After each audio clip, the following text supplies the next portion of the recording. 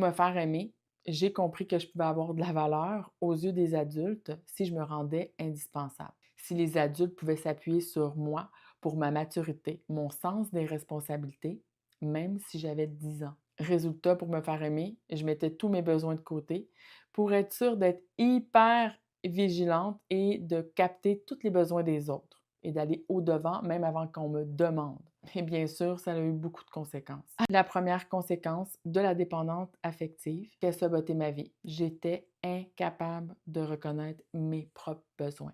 Pendant des années, quand quelqu'un me demandait qu'est-ce que j'aimais, qu'est-ce que j'avais de besoin, j'étais incapable de répondre. Je disais, peu importe, comme tu veux, je vais choisir comme toi, fais ce que tu veux, ça va être OK pour moi. Dans tous les domaines de ma vie, j'étais complètement pas capable de reconnaître un besoin, un désir et même pour un choix de quelque chose à boire. Et je ne le faisais pas nécessairement par gentillesse, mais réellement parce que je ne savais plus comment être à l'écoute de mes besoins. C'est comme si j'avais désappris ça. En réalité, j'avais peur.